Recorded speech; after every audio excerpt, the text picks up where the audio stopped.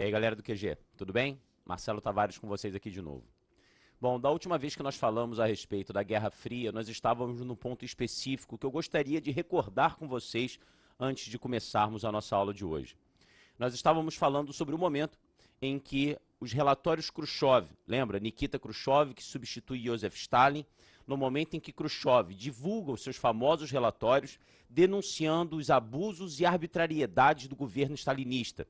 A partir daquele momento, tinha início, e nós vimos isso aqui no QG, um período que ficaria conhecido como a desestalinização na União Soviética. As denúncias dos abusos, das arbitrariedades, dos campos de concentração desenvolvidos por Stalin, a crítica ao culto à personalidade. E no momento em que você tem esse processo de desestalinização, os Estados Unidos passam a entender Nikita Khrushchev, o novo dirigente soviético, como alguém de diálogo mais fácil, pelo menos em relação ao diálogo que havia com Stalin. Nesse sentido, tem início um período que ficaria conhecido como o degelo ou a detente. Lembra desses termos? Ou então, se você preferir, um processo de coexistência pacífica.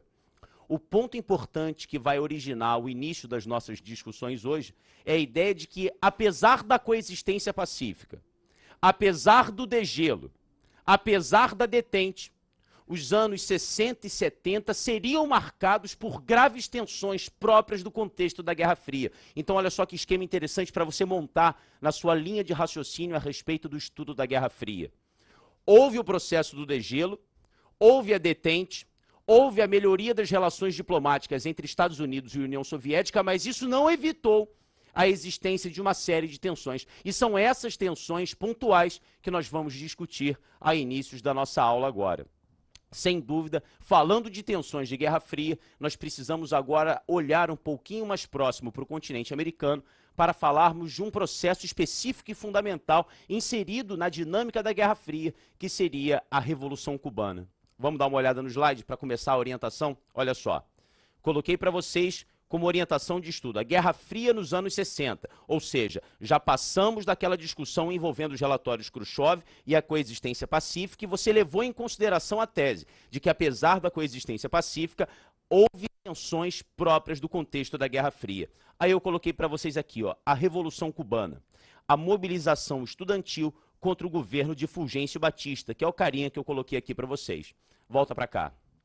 Cuba, na América Central, era considerado, no contexto da década de 50, um quintal dos Estados Unidos. Lembre de aulas anteriores que já tivemos aqui. Cuba, na verdade, já tinha feito parte daquele projeto do senhor Theodore Roosevelt. Lembra do Big Stick? Lembra da ideia de que os interesses americanos seriam garantidos em nome da ordem e da civilização na América, mesmo que através de intervenções armadas? Cuba foi um alvo desse Big Stick. Nós falamos aqui sobre a famosa emenda Platt, lembra disso?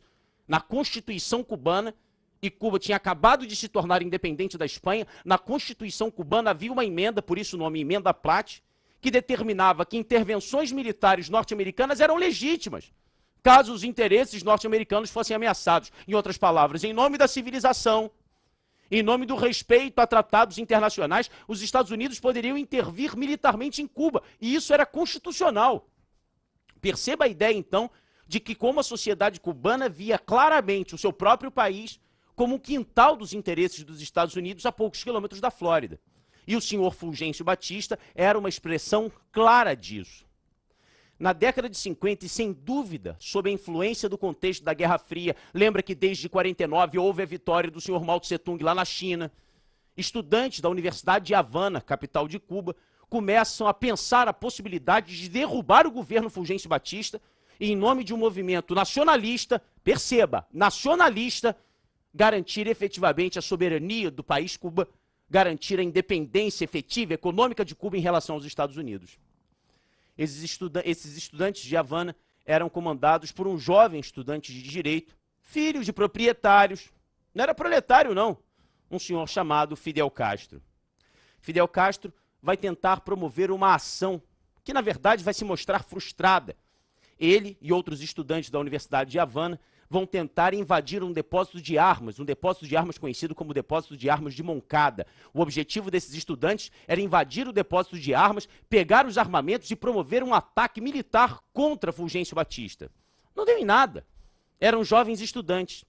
Mas o que chama a atenção é o seguinte: foram presos E no dia do julgamento, ele, Fidel Castro, que era estudante de direito, disse que não precisava de advogados e que ele faria a sua própria defesa no tribunal. E a defesa de Fidel Castro, que foi um discurso de horas de duração, a defesa de Fidel Castro se transformaria num livro. A história me absolverá. Disse ele diante lá do júri, do tribunal. Sim, eu quis pegar em armas. Sim, eu quis derrubar esse governo.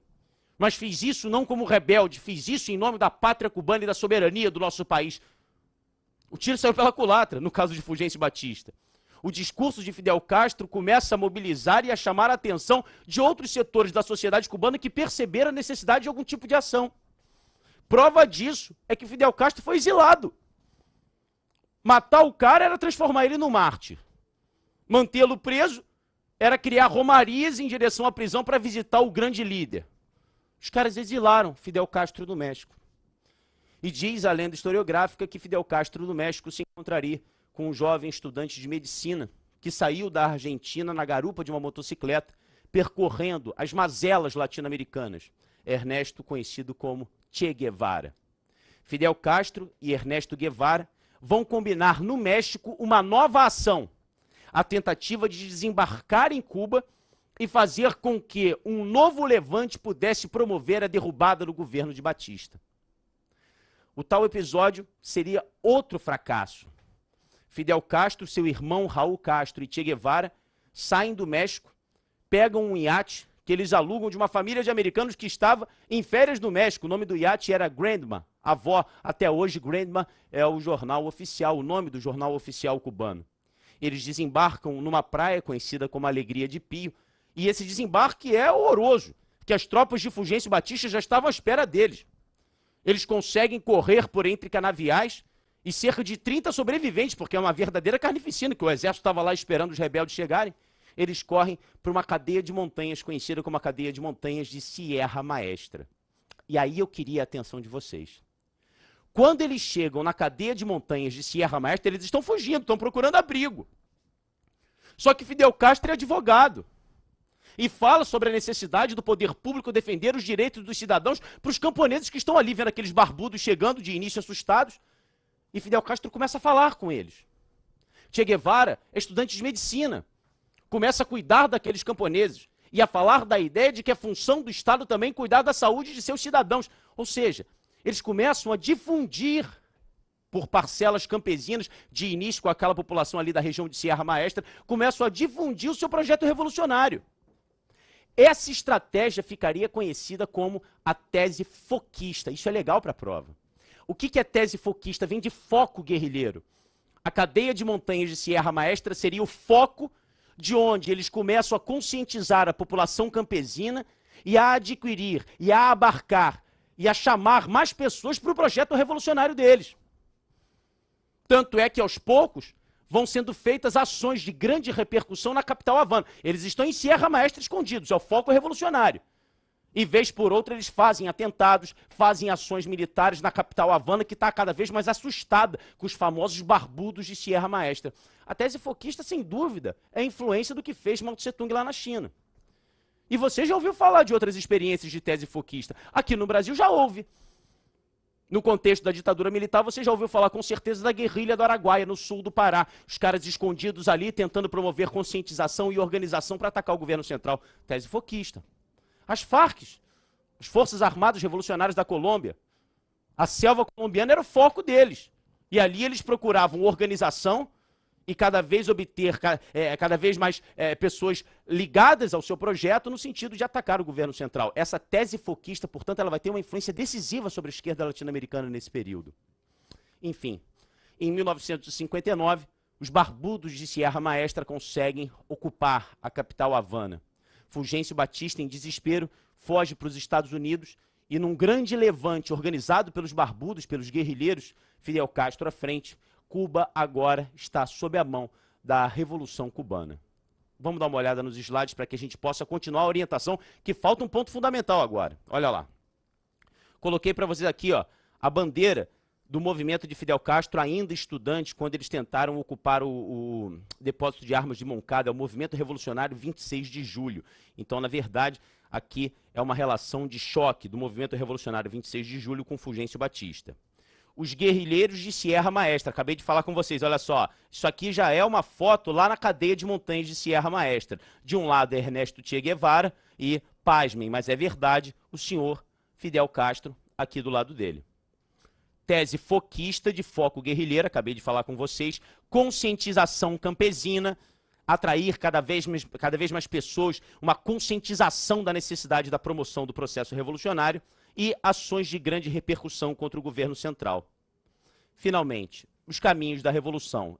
Em janeiro de 1959, os barbudos de Sierra Maestra ocupam a capital Havana. Fulgêncio Batista, como eu comentei, foge para os Estados Unidos, a Revolução é vitoriosa. Aí entra o ponto que eu quero trabalhar com vocês, que eu acho que é um ponto fundamental da prova, olha para cá. Se você perguntasse a Fidel Castro de início, esse processo revolucionário que vocês organizaram, a derrubada de Fulgêncio Batista, é para a instauração do quê?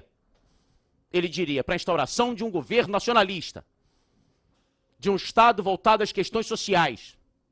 A lógica do socialismo não estava no seu discurso, apesar da influência clara percebida.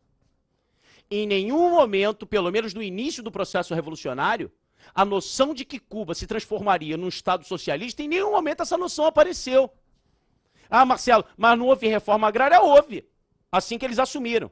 Mas uma reforma agrária que só atingiu as grandes propriedades dominadas geralmente por grupos norte-americanos. As médias e pequenas propriedades não foram afetadas. Não houve coletivização da terra, como aconteceu na União Soviética. O problema todo é que os Estados Unidos viam com medo tudo aquilo. Para os americanos, ainda que não estivesse claramente expresso, uma revolução que derrubara um aliado, Fulgêncio Batista, e que promovia, ainda que incipiente, ainda que tímida, a reforma agrária, era uma ameaça socialista. E eles não podiam pensar numa ameaça socialista a poucos quilômetros da Flórida. O Serviço Secreto de Inteligência dos Estados Unidos, a CIA, resolve agir. No momento da Revolução, vários cubanos fugiram para os Estados Unidos com medo dos barbudos. Esses exilados foram contactados pelo Serviço Secreto de Inteligência dos Estados Unidos por uma espécie de ação militar. Sob treinamento da CIA, armados pela CIA, esses exilados cubanos deveriam retornar à ilha de Cuba, desembarcar numa baía conhecida como a Baía dos Porcos. Olha o slide aqui, ó. Aqui seria o local do desembarque.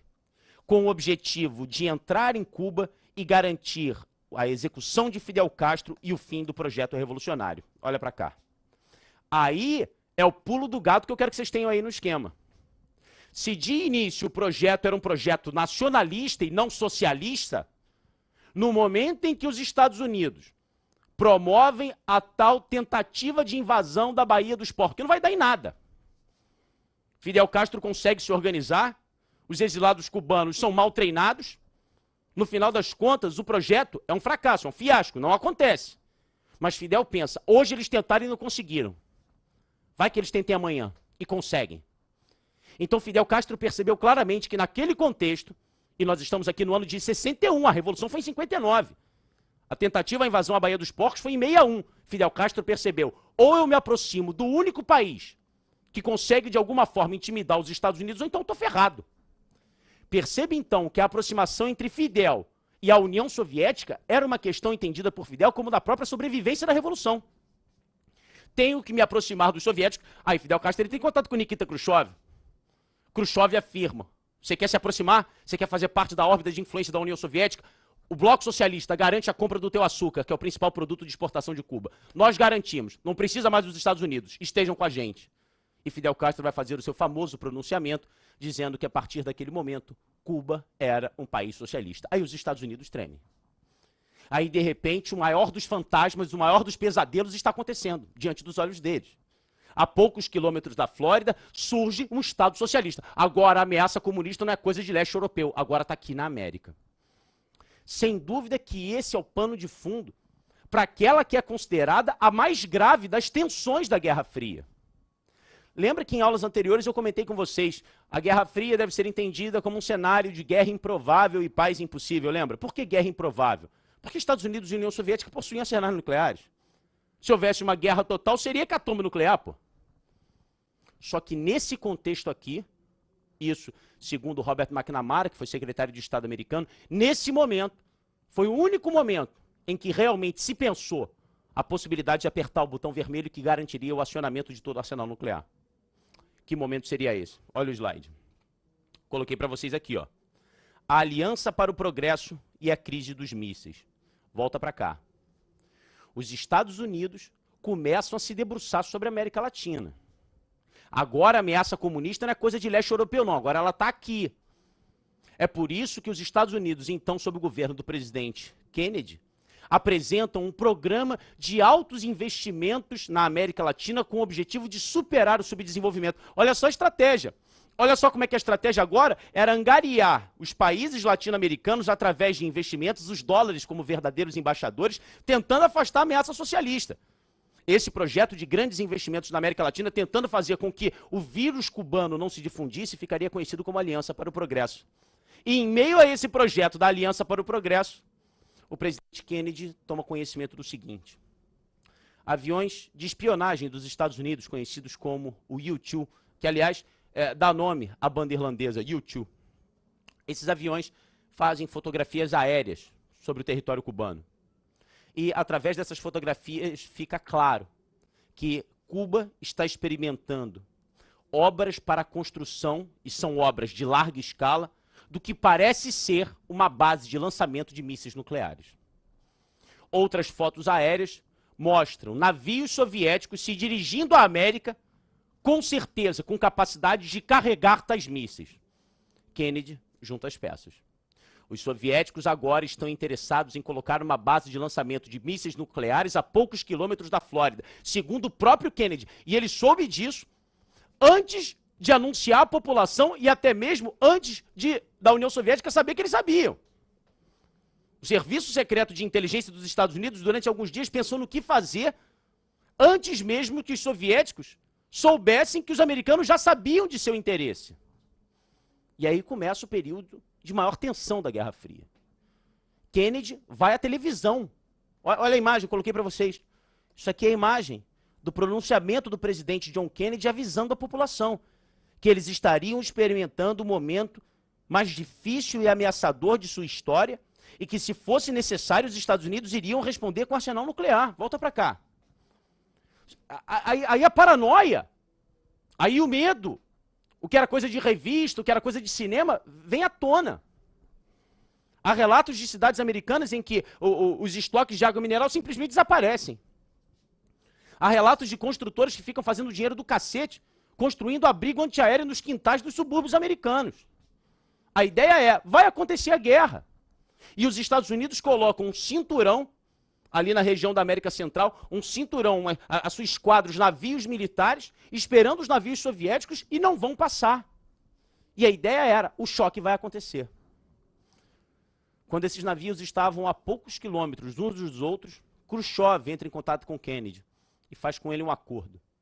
A União Soviética desistiria de colocar os mísseis nucleares em Cuba se os americanos, por sua vez, retirassem os mísseis que estavam na Turquia, apontados para a fronteira soviética. Acordo diplomático.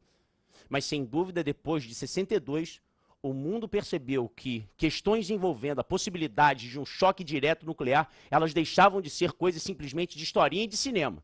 E é por isso que é interessante você marcar que a chamada crise dos mísseis foi considerado o episódio mais tenso de toda a Guerra Fria. Olha só o esquema que a gente está montando.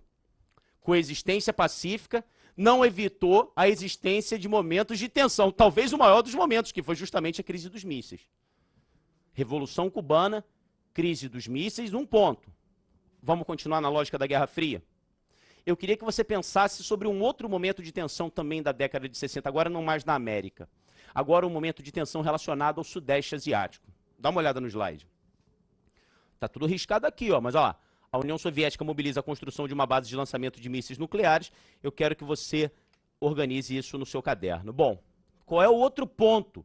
E é tão familiar que com certeza você já estudou. Agora a estratégia é como você estudou. É o macete que eu vou te passar. Estamos vendo aqui a península da Indochina. A península da Indochina estava sob controle francês desde 1860. Lembra daquele papo, imperialismo, break-up da China? É isso. A França assumiu influência sobre a Indochina. Durante a Segunda Guerra Mundial, a Indochina foi ocupada pelo Japão. Lembra daquele contexto em que o Japão buscava o controle sobre todo o território chinês? E foi nesse contexto de invasão japonesa que surgiu um líder nacionalista dizendo não à ocupação nipônica. O nome desse líder, altamente influenciado pelo comunismo internacional, era Ho Chi Minh. Olha para cá. Ho Chi Minh, portanto, foi um líder nacionalista cujo objetivo era lutar contra o invasor japonês. E consegue. O Japão é derrotado. Você lembra das bombas atômicas sobre Hiroshima e Nagasaki. Mas uma vez o Japão derrotado, Ho Chi Minh pensou, se nós somos fortes o bastante para lutar contra o invasor japonês, por que vamos continuar subordinados à França? Agora, o que era uma guerra contra o invasor japonês se torna uma guerra de Ho Chi Minh contra a França. Entre 1945 e 1954 acontece a Guerra de Independência da Indochina. Ho Chi Minh é vitorioso, pelo menos parcialmente. Em 1954, uma conferência, conhecida como a Conferência de Genebra, garantia a independência da Indochina sob algumas condições. É o que a gente vai ver no próximo bloco, galera. Eu te vejo lá. Um abraço.